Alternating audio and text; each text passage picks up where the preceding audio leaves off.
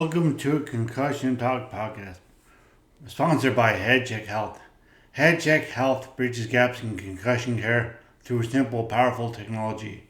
Join organizations like the Canadian Football League, Shark Factory Racing, the Canadian Junior Hockey League, Eastern Washington University, and Volleyball Canada, who rely on HeadCheck to improve communication and optimize care. Visit headcheckhealth.com for more. June is Brain Injury Awareness Month in Canada, and so throughout June, this podcast will be hosted by Cassandra and Miriam of my local Brain Injury Association, the Newfoundland and Labrador Brain Injury Association, NLBIA.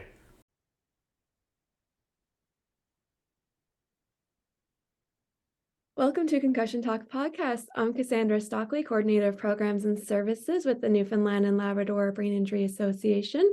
And June is Brain Injury Awareness Month, so Nick has been so kind to let myself and our recreational programs counselor, Miriam, say hi, Miriam. Hi. Host a podcast for the month. And today we have Ashley Hiscock from Premier Athletic Therapy joining us. Welcome, Ashley. Hi, thank you for having me. It's always a pleasure. Thank you so much for joining us.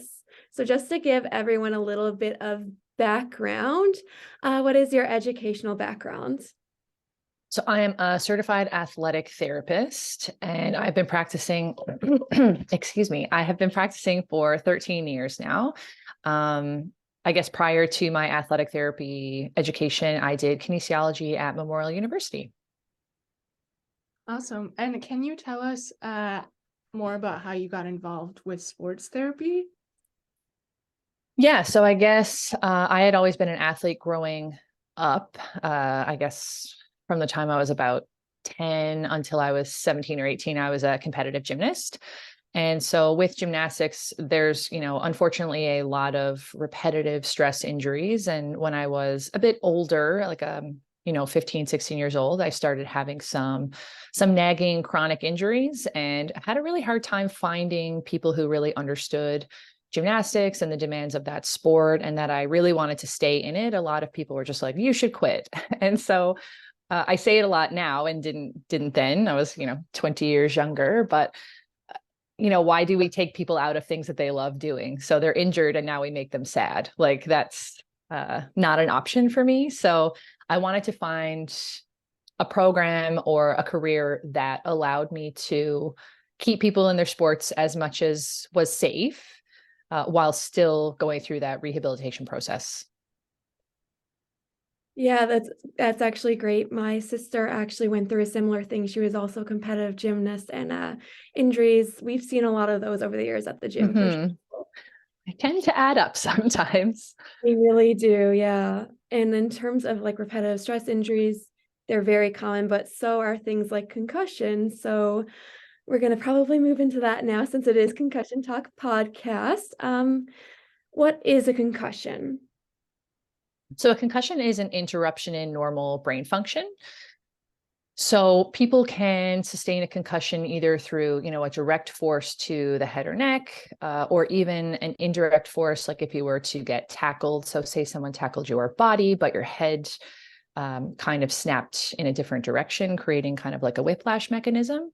But the brain sits kind of suspended within the skull in some fluid. So there is a little bit of movement of the brain within the skull. And so when that brain gets kind of shaken back and forth or twisted a little bit, then we have some very, very microscopic damage to the brain cells and creating these symptoms, things like headache, dizziness, ringing in your ears, feeling nauseous, having trouble focusing. But the thing with a concussion versus some other brain injuries is that if you were to look at them on a scan, like an X-ray is not a good example because that's really only showing bony tissues. But if you looked at something like a CT scan or an MRI, you're not going to see that damage on those scans. So instead of it being like a structural injury, like we can see a broken bone or we can see a muscle tear, this is something that just really impacts the function of the brain versus the structure of the brain. And I always say to people, not that concussions aren't an injury that we need to take very seriously. But if you do go for a scan on your brain, it's because there may be something much more sinister than just concussion going on. So there are other brain injuries that you can sustain, but of course, concussions have kind of been, I'll say, swept under the rug, but we're learning more and more about them. So they haven't been as prevalent over the years, and now it's all kind of coming to light how seriously we do need to take them. And what do you usually tell your clients about concussions and returning to their play and work after they've suffered a concussion? So my goal with a concussion, just like any other injury, is to get people back to doing what they love doing, but of course doing that in a very safe, progressive way. I believe personally that a concussion is like any other injury, where if you let it heal properly, if you rehabilitate it properly, you can get back to your activities. I guess the main issue with concussions is that a lot of people have sustained them, and either they don't know they've sustained them, or they've sustained them and really don't have the education or knowledge as to what's going on. And so then they continue in their sport. And depending on that sport, it might be a lot more dangerous than some others. And so they don't really heal properly, or you see something like a post-concussion syndrome, and now you're at a higher risk. So if you return to a sport or activity before the resolution of your concussion, you are at a higher risk of sustaining a second one or having long-term issues or prolonged issues, I should say. And realistically, that's like any other injury. Like if I had an ankle sprain and 2 days later I was like, I'll just go out, running or playing soccer, like I am at a higher risk of making that injury worse. And so the brain works either exactly the same or very similar to those tissues. So we really want to make sure that people are healing appropriately from those injuries before they're returning. But I never say that returning is off the table. Of course, if there's someone with a lot more education than me or a lot more specialty than me, say a neurologist or a physician who is very well versed in concussions, and they say, you know what, like it's not worth getting back into that sport. You've had X number of concussions and they're not healing anymore. And, you're having lifelong issues or very long-term issues. That I think that's a different story. But a lot of the people I do see are on, concussion 1 or 2. And so I think the education piece there is really the biggest part, because people then feel empowered to know, okay, this will resolve just like any other injury, but we have to be careful. Yeah, I think you really hit a key point there about the education, because a lot of people aren't aware of the signs, symptoms of concussion. So they go undiagnosed and then they're not able to receive the proper care that they should be getting. Have you given concussion presentations before? And if so, where and to who? I have given concussion presentations before. So I guess typically what I have done is given presentations or seminars to other healthcare providers. So my business partner and I developed a course. It was concussion recognition and management for massage therapists. So where in our field of work in sports medicine, we see a lot more massage therapists who are interested in being involved with different, teams, or, even the more traditional roles are seeing people again, where it's been recognized that they've sustained a concussion. So someone in a motor vehicle accident.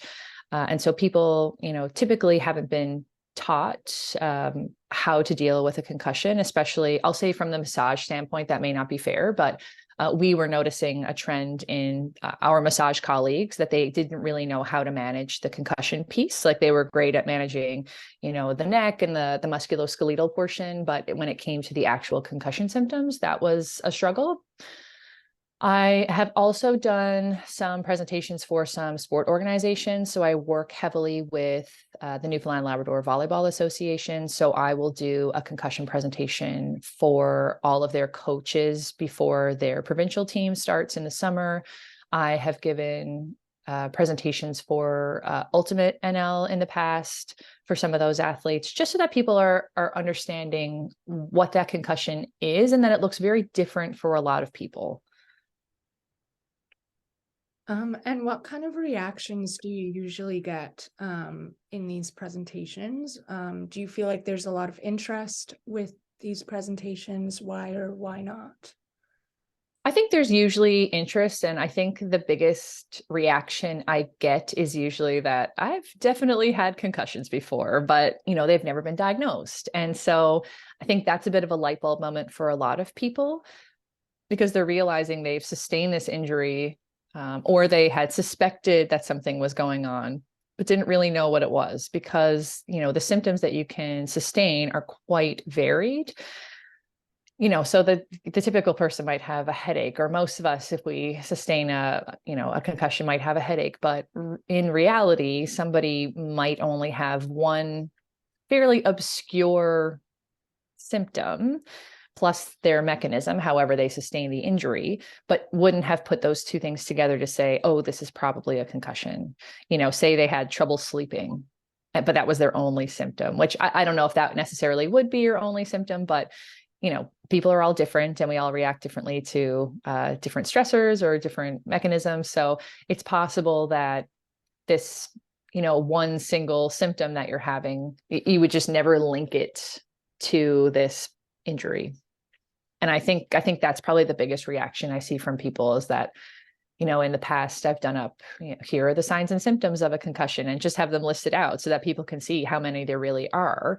As a lot of people say to me, oh, I didn't black out. I'm like, that's excellent, but that does not mean you did not have a concussion. So, there's a lot of really like old school mentalities that still exist, and it can be really tough, I think, to find good information and separate it from the bad information, because in the world of the internet, you can find literally anything to support what you want it to, Yeah, that's definitely problematic. I'm sure. I know clients that come here definitely have a lot of misinformation regarding things such as concussion.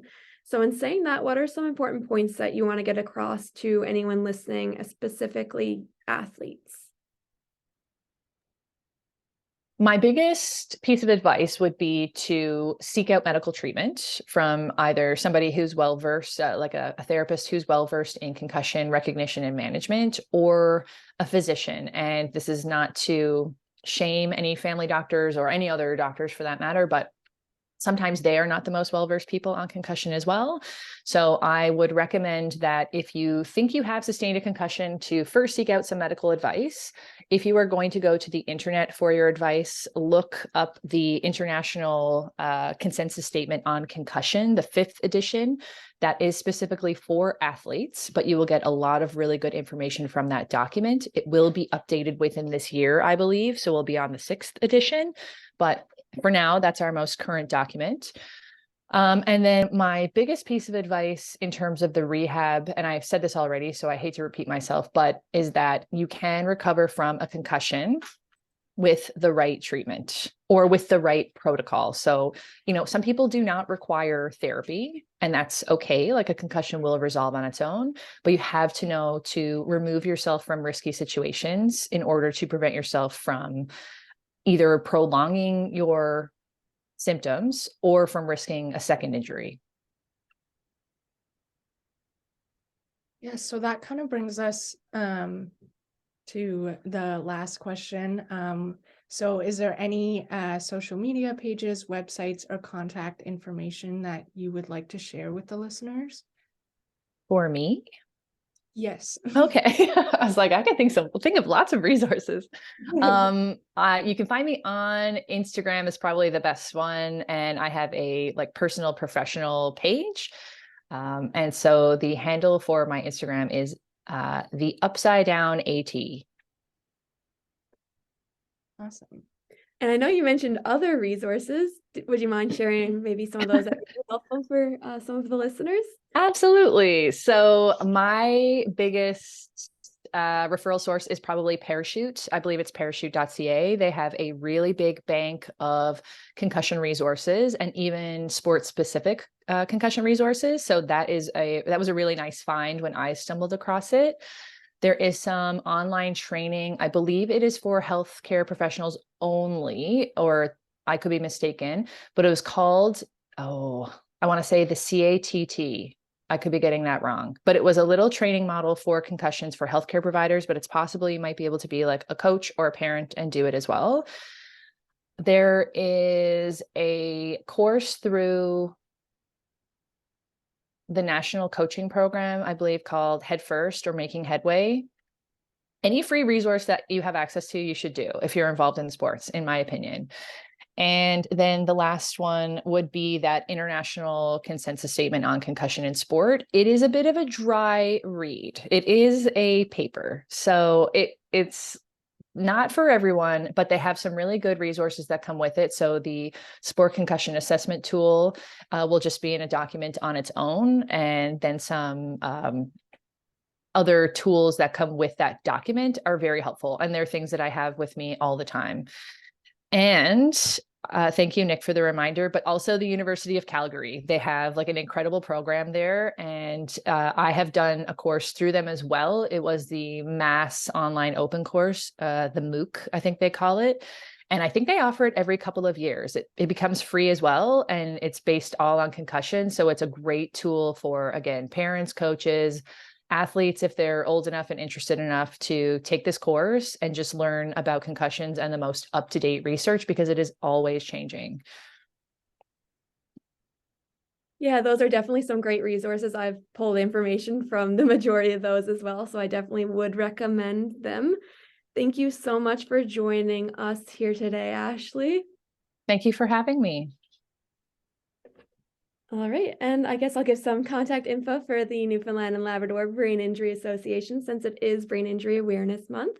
So you can check out our website at www.nlbia.ca, or you can email us at info@nlbia.ca, or follow us on Facebook or Instagram at NL Brain Injury Association.